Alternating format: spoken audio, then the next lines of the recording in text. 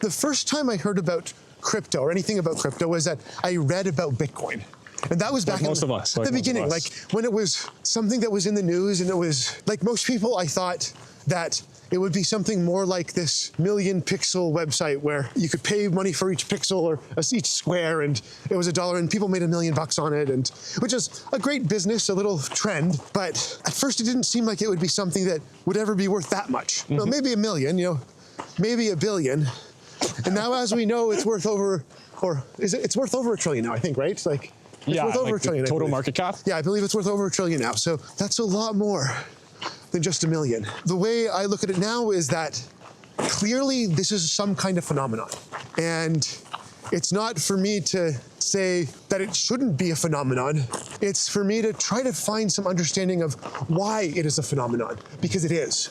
In my work, I can work on mathematical questions about these algorithms that are now using a lot of computational power and storing quite a significant amount of wealth. Those kinds of things are claims like if certain conditions are met, the probability that a particular blockchain is secure is high. And I can give you a number or a formula for it. But there's also another layer with blockchains. And I can't address that in the work that I do. Okay. Other than to note that my work can't address those kinds of things. Okay. It can only inform tangentially these kinds of things.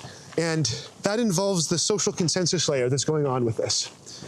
So let's look at the Bitcoin protocol, for example. The Bitcoin protocol, which I do mathematical work on understanding, is also associated with a very widespread social convention, a worldwide social convention of valuing Bitcoin on the Bitcoin blockchain, treating that as something of monetary value, of treating it as something with a price. So there's two things to distinguish here.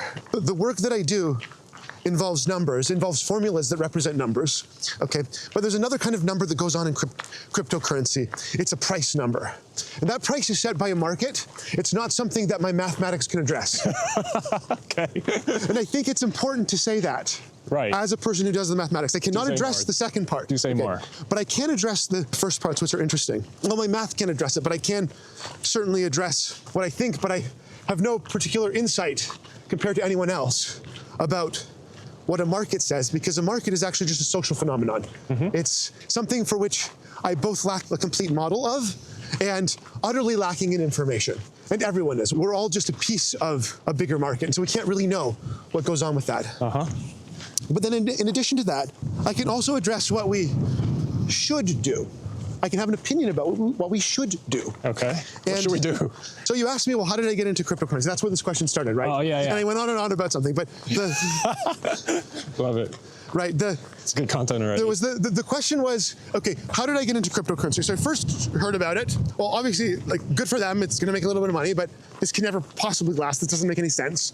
And then I heard about it again in 2015, and that's when I first acquired a little bit of cryptocurrency. Not nearly enough. 2015. 2015. Fucking bull. Or 2016, actually. I think it was 2016. Okay. Early on, it was just a small amount. And then I looked at it later on, and I'm like, oh, this is like worth now like a few $1,000s, and it was just $40, and it became like a few $1,000s, which is a rather big gain. Now, that's not a life-changing amount of money or anything, but it's still, I mean, it's enough to get your attention, especially since at the time I was a PhD student. Yeah, broke as a motherfucker. Yeah.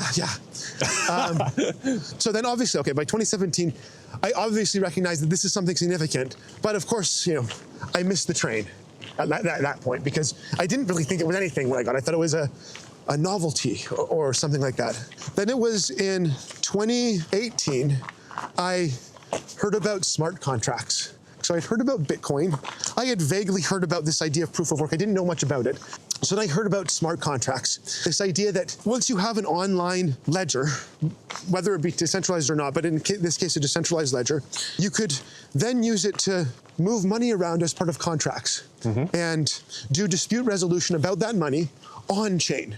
When I heard about that, that's when I really got interested in smart contracts. Was that the 0 to 1 moment, is when you learned about smart contracts? Yeah, so 0 to 1, this is like the concept of there's some technologies that are 0 to 1, that didn't exist before, and then once they exist, change everything else. The other way to think about it is that these are these kinds of innovations that make something instantly many orders of magnitude cheaper or faster or better. And one example of those would be the printing press. Before the printing press, the Gutenberg printing press. From now we could look up the date. I think it's the 1200s or Put the number in a thing. You can do that, right? Like, 50 put a little number, yeah. look it up, put it in it, and make me sound like I know it. Okay. So whenever that happened, the cost of making a book went down by orders of magnitude.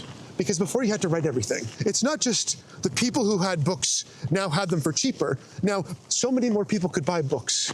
And so many more people could become educated. It seems reasonable to argue that the printing press is one of the things that led to the Enlightenment and the Renaissance. Totally, 100%. Because knowledge can then be, ideas can then be spread. If innovation is this thing, it's hard to do, but some genius gets an idea and figures something out.